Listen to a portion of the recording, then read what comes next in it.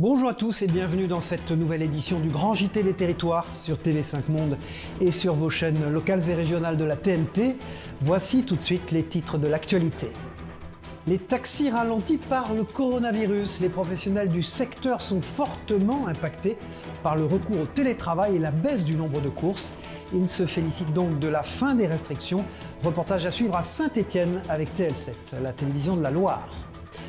Elles aussi comptent bien profiter de la levée de toutes les mesures liées à la pandémie. Les stations d'hiver, elles se préparent en ce début de vacances pour un mois de février bien rempli, comme nous le montrera la chaîne 8 Mont-Blanc, en Savoie, vous verrez. Un polo modernisé et adieu la casquette, la police nationale sera bientôt équipée d'un nouvel uniforme. Après la célèbre marque Balenciaga il y a 20 ans, ce sont aujourd'hui des étudiants qui ont conçu la nouvelle tenue. TV7, la chaîne du groupe Sud-Ouest, a rencontré quelques-uns de ses créateurs encore en formation.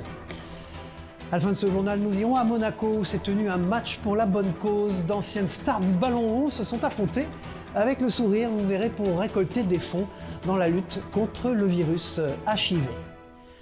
On débute donc ce journal avec cette bonne nouvelle pour chacun d'entre nous, la levée de nombreuses restrictions liées au Covid-19. Depuis mercredi, fini le masque en extérieur ou les jauges dans les enceintes sportives. Le télétravail, quant à lui, n'est plus obligatoire mais recommandé. Un changement qui profite notamment, vous allez le voir, pour les taxis. En effet, à cause du télétravail, certains chauffeurs ne réalisent plus que 50% de leurs courses et regrettent même la période du confinement et les aides de l'État. Alors pour se relancer, les professionnels attendent aussi avec impatience la réouverture des discothèques prévue le 16 février prochain. Reportage à Saint-Étienne d'Adrien Blétry pour la chaîne TL7. Regardez. 11h ce matin à la gare de Châteaucreux et les taxis sont totalement à l'arrêt. Ils ont appris à patienter depuis l'obligation du télétravail. Le coup de massue pour les taxis stéphanois et d'ailleurs également. Hein. C'est le pire en fait. Depuis le télétravail, c'est le pire. On n'a jamais connu ça. Hein. Actuellement, j'ai des attentes en station de 2 heures tout à l'heure à l'hôpital Nord de Saint-Étienne pour avoir une petite course parfois. Parfois, ça peut être une grosse, mais et il y a beaucoup moins de médical également, donc en fait on est dans l'attente. Obligé de prendre son mal en patience quand on voit son nombre de courses fortement impacté. Avant, j'ai envie de dire entre 20 et 25 courses par jour, à peu près. Aujourd'hui, je dois être à beaucoup, quasi la moitié, on va dire. Il faut bien manger, hein, donc on est là, on attend. Et même si la levée des restrictions va aider les taxis à retrouver du travail, il faut tenir bon en attendant et s'adapter. C'est plus difficile à l'heure actuelle que lors du premier confinement. Pourtant très dur puisqu'on avait les aides de l'État. Là on n'a rien du tout, donc c'est beaucoup plus dur. Et puis la date du 16 février est attendue avec impatience. Les courses vont augmenter grâce à la réouverture des boîtes de nuit. L'autre grande actualité en France cette semaine, c'est la crise de confiance envers les établissements d'hébergement pour personnes âgées dépendantes, les EHPAD. Une crise suite aux révélations effrayantes du livre Les Fossoyeurs concernant la gestion du groupe privé Orpea. Le gouvernement a notamment annoncé l'ouverture de 2 enquêtes cette semaine. Pour autant, tout n'est pas si noir dans la gestion des établissements. À Limoges, vous allez le voir, la ville vient d'organiser le déménagement de son centre communal d'action sociale. Un nouvel établissement fonctionnel qui accueille désormais professionnels et hébergés. Un reportage d'Alain Druot pour 7 à Limoges sur place. C'est le grand jour pour les résidents et le personnel de l'EHPAD Marcel Faure. En une journée, tout le monde quitte l'ex-maison de retraite pour s'installer dans un nouveau bâtiment conçu aux dernières normes d'accueil et de technologie. Plus de 100 personnes âgées déménagent. Alors, ça y est, c'est le grand départ. Ça va changer le cadre architectural déjà, hein, un bâtiment plus vaste, plus clair, plus lumineux, des couloirs où il fait bon circuler. Les résidents vont trouver une chambre du coup plus colorée, hein, avec une salle de bain contenant une douche, ce qui n'était pas le cas auparavant, et puis des espaces de convivialité qui n'existent pas à l'heure actuelle. Une partie des 100 résidents déménagés particulièrement observés par l'équipe soignante pour éviter toute impression de malaise avec la perte des repères habituels. Il y a eu des préparations en amont avec des visites, aussi bien pour les résidents dans la mesure du possible et les familles, élément extrêmement important dans ce déménagement. Et on a mis en place un protocole en cas de désorientation importante du sujet âgé pour que l'infirmière ne soit pas démunie vis-à-vis d'une situation un peu compliquée d'un résident qui serait perdu. Vaste mais adapté, le nouveau site a été pensé pour le confort des résidents et la qualité de vie au travail. Alors ce qui change déjà la capacité d'accueil, bien évidemment, puisqu'on a 16 places de plus, mais on a surtout 2 étages de moins, donc une certaine rationalisation, je dirais, des déplacements des agents, des familles et des résidents. Et puis on a surtout un établissement qui est pensé pour accueillir une personne âgée aujourd'hui, au sens où on l'entend. Voilà, et puis Nadia Hay était l'invitée de Face au territoire ce jeudi sur TV5 Monde. La ministre déléguée chargée de la ville, ancienne députée de Trappes, a notamment été interrogée par Azotherac depuis le siège de la Provence à Marseille. Azotherac, c'est un fighter de MMA qui travaille pour la réinsertion des jeunes grâce à son sport. Il l'a notamment interpellée sur les difficultés rencontrées par de nombreux jeunes dans les quartiers. Une question qui fait suite à la nouvelle fusillade survenue mercredi soir à Marseille et qui a causé un mort et fait un blessé. Regardez. Azotherac, qui est un champion de MMA, de sport de combat, qui est un Marseillais, qui est un habitant des quartiers. Il a failli tourner mal. Son frère a été assassiné devant lui. Il a tourné mieux, tourné bien. Il a réalisé au moment de ce drame que sa vie ne pouvait pas aller dans ce sens. Et c'est grâce au sport. Et il y a une question à vous poser depuis Marseille, Azotherac. Je travaille dans l'éducation populaire et en particulier dans la prévention, et j'aide les jeunes à se réinsérer avec le sport de combat. Et la question que j'aimerais bien vous poser, Madame la Ministre, c'est que diriez-vous à ces jeunes-là pour pouvoir les motiver, ces jeunes qui n'ont pas d'objectif, et à cause de ça, ils se tournent vers des choses pas très bonnes pour eux. D'abord, bonjour Azotherac et merci pour cette question. Ce que j'ai envie de répondre à ces jeunes, c'est qu'il n'y a pas de fatalité aujourd'hui dans notre pays. Qu'au XXIe siècle, en France, on peut réussir. On peut réussir si on suit cette voie républicaine, cette offre républicaine. Et pour cela, nous multiplions les moyens. Nous multiplions les moyens sur la prévention. Et j'ai été vraiment ravie d'entendre ce mot de prévention, parce que c'est une politique que nous avons trop souvent écartée pour remettre dans le droit, finalement, raccrocher certains jeunes qui sont en marge de la société à ce qui fait société. Et donc, nous multiplions les moyens en matière de prévention, un soutien massif aux associations. Nous redéployons des éducateurs et des médiateurs aussi formés à la prévention spécialisée. Donc, pas de fatalité. C'est le message que j'ai adressé à ces jeunes. La République, elle est là et elle va justement vous aider, vous accompagner à la réussite. Voilà, et puis dans l'actualité, la tendance ne vous aura sûrement pas échappé lors de vos achats. Les prix de certains biens connaissent une forte augmentation ces dernières semaines. Faire son marché sans trop dépenser est devenu un véritable casse-tête pour les consommateurs. En Martinique, fruits et légumes ont vu leur prix s'envoler. La raison, un climat chaud et des produits qui deviennent de plus en plus rares. Un coup dur pour les clients, mais aussi pour les marchands qui doivent s'adapter aux tarifs des producteurs. Écoutez ces quelques réactions au micro de Loïc Régis de la rédaction de Via TV sur place. Oui, j'ai vu une grosse différence. Et d'à peu près 5 € en tout sur un panier quand on fait nos achats ici, oui. La différence est des fois de plus de 25 à 35 €. En fait, il fait très très chaud dans les champs et les produits s'abîment. Donc les prix se répercute sur les prix au niveau du marché. De la Martinique aux montagnes enneigées de Savoie dans ce grand JT des territoires. Les vacances scolaires d'hiver débutent ce week-end pour une grande partie des écoliers. Un moment de la saison évidemment attendu dans les stations de ski françaises qui profiteront de la levée des restrictions sanitaires. C'est le cas par exemple de la petite station de Combloux en Haute-Savoie où les chiffres s'annoncent déjà très positifs. Un reportage d'Emmanuel Jaune pour la rédaction locale de 8 Mont-Blanc. Regardez.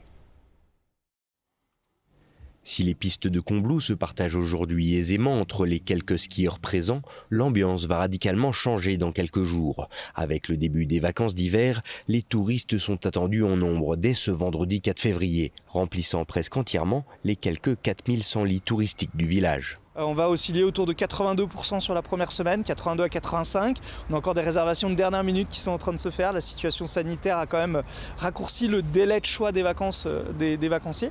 Et puis sur le reste de la période, on va osciller entre 70 et 80%, sachant que les 2 dernières semaines sont un tout petit peu moins bien remplies que les 2 premières. Face au Mont-Blanc, les commerçants et hébergeurs Combloran ont donc le sourire. Car pour de nombreuses structures, l'essentiel du chiffre d'affaires de la saison se joue sur ces quelques semaines, qui s'annoncent d'ores et déjà chargées. Et là, on est plein pour les vacances de février. Il reste encore quelques petites dispos en semaine. Mais bon, oui, voilà, c'est de bon augure, disons. Bon, on a eu quelques annulations, mais pas plus que ça finalement, parce qu'on a une clientèle plutôt française, nous, dans cet hôtel. Et on n'a pas vraiment ressenti les effets du Covid. Et on ressent que les gens ont besoin de sortir, de s'évader et de prendre du bon temps. Une tendance qui se confirme auprès de nombreuses autres destinations montagnardes. En effet, l'Observatoire Savoie-Mont-Blanc estime à 77% le taux de remplissage moyen des stations sur nos 2 départements et sur l'ensemble de ces vacances scolaires. Voilà, et puis ce week-end marque aussi l'envoi des Jeux Olympiques d'hiver de Pékin.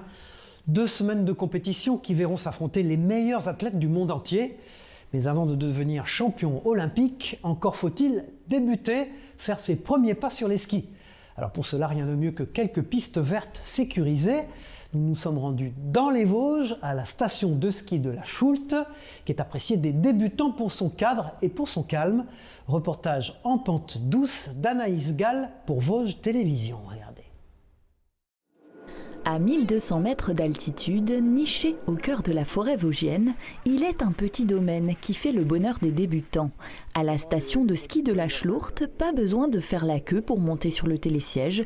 Les pistes sont bien larges et assez peu fréquentées. Un cadre idéal pour s'essayer en douceur au sport d'hiver. Ici, on a 2 pistes bleues qui sont en fait adaptées aux débutants, aux familles. Ils cherchent un petit peu plus de tranquillité, des pistes faciles. Avec ses 600 mètres de piste et une affluence qui ne dépasse pas 800 visiteurs lors des plus grosses journées, quand le domaine de la Bresse en fait plus de 10 000, la station de la Chlourte semble en effet rassurer les skieurs, comme une première étape avant d'entamer la saison. C'est assez calme, ça fait quelques années qu'on a pu skier, alors c'est histoire de reprendre un peu, quoi. Je trouve que c'est l'idéal pour apprendre, il n'y a pas trop de monde et puis c'est toujours agréable. Les enfants adorent venir ici parce qu'ils vont faire un petit tour dans la forêt, voilà.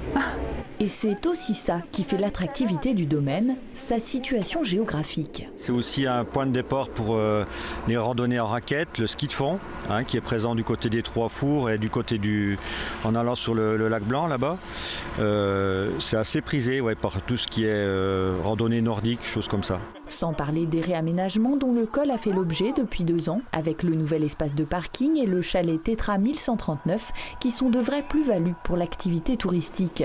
Pour profiter de la poudreuse à la Chlourte, comptez 16,50 € par adulte le forfait à la journée, avec possibilité de louer son matériel au pied des pistes. Il n'y a plus qu'à se laisser glisser. Voilà, et puis dans l'actualité, sous l'eau, une triste montagne de déchets. Vous allez le voir à Montpellier, plusieurs associations locales ont organisé une collecte de déchets sur les rives de l'étang du Méjean. Ce site pourtant protégé et classé réserve Natura 2000 n'en reste pas moins pollué par de nombreux résidus en tout genre. Bilan, un triste spectacle qui aura permis au moins de sensibiliser quelques passants. Reportage de Wamo Linsley de la rédaction de Via Occitanie sur place.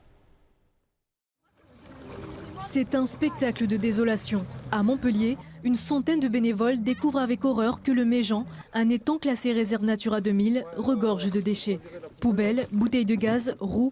Pour ces kayakistes et ces plongeurs bénévoles aujourd'hui, c'est la stupeur. Il y a une espèce de gros matelas à aller chercher, mais il faut qu'on y aille à plusieurs kayaks là. Il y a 2 coulées aussi.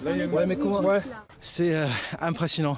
C'est impressionnant, je n'attendais pas à trouver autant de pneus, de bouteilles de gaz, des choses, franchement, c'est triste quand même. Des déchets venus tout droit du Lez. Même au bord de l'eau, il ne faut que quelques minutes pour trouver l'un des déchets les plus dévastateurs. Le sac, il est principalement constitué de polystyrène en fait.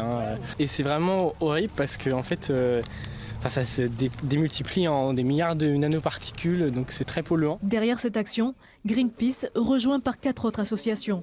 Pour sensibiliser le public, ils vont jusqu'à exposer leur récolte sur ce pont à la vue des promeneurs stupéfaits. Je suis très étonné d'y en avoir autant. Je ne pensais pas que c'était possible qu'il y ait autant d'ordures dans les États. Une sensibilisation que Greenpeace souhaite intensifier dans les écoles. C'est donc à travers cette pétition destinée aux institutions que l'association espère trouver gain de cause. Les réduire à la source, c'est quand même la base. C'est hyper important de réfléchir à encore plus, aller plus loin dans la réduction des déchets à la source.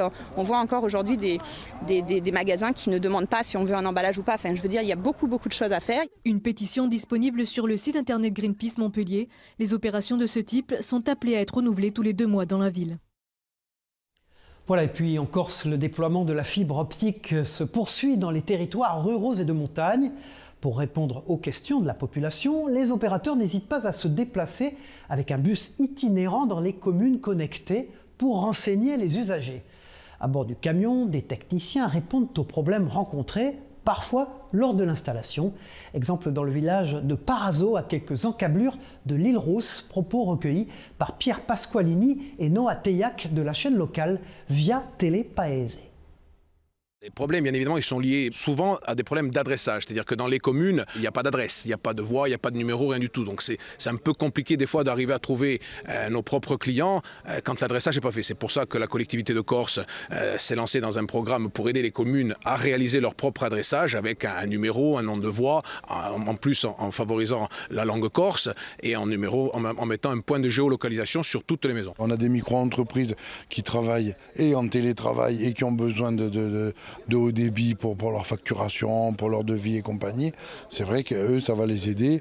Après, nous, on a une poste communale. Elle a des produits qui, eux aussi, auraient besoin d'un bon débit. Et même pour eux, ça va être bien. Voilà, sans transition, les agents de la police nationale seront bientôt revêtus d'un nouvel uniforme. Vous l'avez vu dans les titres de ce journal. Une première depuis 20 ans et après le dernier design conçu par la célèbre maison Balenciaga. Ce sont des étudiants d'écoles de mode et de design qui ont repensé la nouvelle tenue de la police, vous allez le voir. Parmi eux, une école bordelaise, une fierté évidemment pour les étudiants et les enseignants. Reportage d'Amandine Bretos pour TV7, la chaîne du groupe Sud-Ouest à Bordeaux. Dès le premier semestre 2022, les policiers seront vêtus d'un nouvel uniforme, imaginé et dessiné notamment par 24 étudiants de cette école de mode bordelaise. Du confort principalement, comme ils vont sur le terrain, quelque chose de solide, donc ils ont beaucoup de gilets, donc avec le frottement, etc., il ne faut pas que ça s'use, quelque chose de respirant, donc toujours avec le fait d'être sur le terrain, de courir, d'être en mouvement. Avec une école de Poitiers, ils ont remporté un appel à projet lancé par le ministère de l'Intérieur. Le polo et le couvre-chef ont ainsi été repensés ici avec pour mission de rapprocher la police du citoyen grâce à une tenue moderne et adaptée au terrain. On a joué sur les coupes du polo. En fait, on allait chercher les tendances que nous, on pouvait porter en tant que citoyens pour les adapter à eux. Les couleurs aussi. Ensuite, on a travaillé un peu sur la nouvelle griffe, du coup, parce qu'ils voulaient l'intégrer sur les nouveaux polos. On a aussi joué sur des détails techniques qu'eux nous avaient demandé, qui les gênaient quand ils étaient en service. Le couvre-chef, qui était jusqu'à présent une casquette avec une visière, s'est transformé en calot pour qu'il n'y ait plus de barrière entre le policier et le citoyen. Et pour imaginer cette tenue, les étudiants de cette école ne sont pas restés à leur bureau. Rien de mieux que l'idée qu'ont eu ces étudiants de se déplacer, d'aller à la rencontre de patrouilles pour poser la question aux policiers. Qu'est-ce que vous attendez d'une nouvelle tenue ? C'est juste une grande fierté, quoi. On marque l'histoire, en fait. On marque l'histoire de Supmod, mais aussi de la police nationale. N'oublions pas quand même que l'on passe derrière Balenciaga, donc c'est énorme pour nos étudiants. Une conception et une fabrication 100% française. La production est en cours dans une usine du Lot. Livraison prévue au premier semestre 2022. Voilà, les célébrations d'un anniversaire maintenant dans le grand JT des territoires, celui de l'euro, qui fête ses 20 ans en circulation. Le 1er janvier 2002, vous vous en souvenez peut-être, la monnaie unique devenait commune pour 12 pays européens, dont la France. À l'époque, il fallait sortir les calculettes pour faire les conversions en francs. 20 ans plus tard, où en est-on ? Rencontre avec des passionnés à Amiens, avec Jérôme Boubron de la rédaction de WEO TV, la chaîne de la Voix du Nord. Regardez. Depuis 2002, ces petites pièces de métal se sont invitées dans nos porte-monnaies. Il y a 20 ans, l'euro, monnaie unique européenne, poussait celui qu'on appelait le nouveau franc vers la sortie. Un temps que les moins de 20 ans ne peuvent pas connaître. C'était pas pareil en fait, il y avait les pièces des 10 francs, il y avait les pièces de 1 franc. J'ai gardé quelques pièces en monnaie pour avoir des souvenirs. Bon, j'ai quelques nouveautés. Le franc, un lointain souvenir, pas pour tout le monde. J'ai pensé à toi. Pascal est collectionneur et plus précisément de francs des 4e et 5e Républiques. Il connaît chaque symbole frappé sur les devises, chaque visage imprimé sur les billets et l'histoire qu'il raconte. Si vous prenez une pièce qui a le coq dessus, pourquoi ils ont mis un coq? Parce que le coq représente la vigilance du peuple français. C'est tous ces petits détails-là, c'est l'histoire de la pièce qui m'intéresse. Olivier est lui aussi numismate. Il joue l'intermédiaire entre les collectionneurs, déniche les pièces rares, les estime, les vend. Si certaines pièces frappées à seulement quelques exemplaires peuvent coûter cher, d'autres ont avant tout une valeur symbolique. Comme ce franc morlon, estampillé de la Croix de Lorraine, témoin de la Seconde Guerre mondiale. Une pièce de la Résistance. Elle est historique en fin de compte. À l'époque, ce sont les résistants, ils avaient ça dans leur poche. Et c'était un petit message entre eux qui s'envoyaient. Elle a fait le tour. 80 ans après, je l'ai dans ma main. Frappé pour la première fois en 1360, le franc a traversé 700 ans d'histoire. Le temps de se faire une place auprès des collectionneurs. Du haut de ses 20 ans, l'euro fait moins rêver les numismates. Il lui reste encore quelques années pour les faire changer d'avis. On ouvre à présent une page sport dans ce journal. La Coupe de France de football a réservé de belles surprises pour les clubs amateurs. Versailles, notamment dans les Yvelines, s'est qualifié pour la première fois de son histoire en quart de finale après une victoire historique contre Toulouse. Le club de la Cité Royale attendait donc avec impatience de connaître son nouvel adversaire après son exploit. Et le tirage au sort lui a été plutôt favorable puisque les Versaillais affronteront mercredi prochain les autres amateurs encore en lice, Bergerac. Une belle occasion de poursuivre l'aventure. Les coulisses du tirage au sort avec la rédaction de TV78 dans les Yvelines. Ils rêvaient tous d'un autre tirage, mais finalement le sort en a décidé autrement. Le Football Club de Versailles rencontrera à l'extérieur en quart de finale de la Coupe de France l'autre petit pousset de la compétition, Bergerac. 2 clubs de National 2, chacun leader de sa poule en championnat et chacun déterminé à accéder au dernier carré. Au-delà de jouer Bergerac, on est surtout triste de ne pas recevoir pour notre public. Ça reste un match de coupe quand même, mais c'est surtout une place qui joue pour la demi-finale. Et on va tout donner, de toute façon on se dit que tout est possible pour aller en demi-finale. Réunis lundi soir pour assister à l'annonce des prochaines affiches, les joueurs devront donc attendre encore un peu pour espérer affronter l'un des clubs de Ligue 1 encore en compétition, Marseille, Nantes ou encore Monaco. En attendant, le déplacement à Bergerac, vainqueur de Metz et Saint-Etienne au tour précédent, est loin d'être gagné d'avance. Ça nous laisse une chance de passer en demi-finale, même si c'est une équipe très sérieuse contre laquelle on va jouer chez eux. Sur leur terrain, ça va être un peu compliqué, mais on va se donner les moyens de passer. La rencontre se jouera le 9 février à 18h30, mais quel que soit le résultat, il y aura bien un club de National 2 en demi-finale de Coupe de France cette année. Voilà, et puis on reste dans le football, direction le stade Louis II de Monaco où se déroulait la 2e édition de la Fight Heads Cup. Un match de football caritatif opposant l'équipe du prince Albert à celle de la princesse Stéphanie. Une rencontre avec de nombreuses stars, comme le sélectionneur de l'équipe de France Didier Deschamps ou encore le pilote de F1 Charles Leclerc. Un match aussi dans la bonne humeur, vous allez le voir, au profit de l'association de la lutte contre le HIV, Fight Heads Monaco. Frédéric Hélion et Sylvain Péroumal étaient sur place pour la rédaction de Monaco Info. Regardez. Les héros de l'épopée de Ligue des Champions en 2004, Ludovic Giuli, Jérôme Roten, Toto Schillaci ou encore Flavio Roma. Des anciennes stars du ballon rond comme Youri Djorkaeff, Clarence Seedorf ou Didier Deschamps, tous étaient réunis lundi soir au stade Louis II pour la 2e édition de la Fight Heads Cup. Un match caritatif au profit de l'association Fight Heads Monaco, opposant les Barbajuans en rouge, l'équipe du prince Albert II, au Cirque FC, maillot bleu, la formation de la princesse Stéphanie. Après demi-temps de 35 minutes et grâce à un doublé de l'ancien attaquant italien du Bayern Munich, Luca Toni, le Cirque FC s'impose 2-1 et soulève le trophée. Là, c'était un petit peu le conflit sympa avec Louis, donc qui est le capitaine de l'autre équipe. Ça fait un mois que lui il me dit que son équipe était au top, elle était prête. Moi de mon côté, je disais la même chose. Donc on s'est un petit peu gentiment chambré. Encore une belle réussite, du monde, des beaux noms, mais aussi un score qui est toujours pas en notre faveur. On va espérer faire mieux l'année prochaine.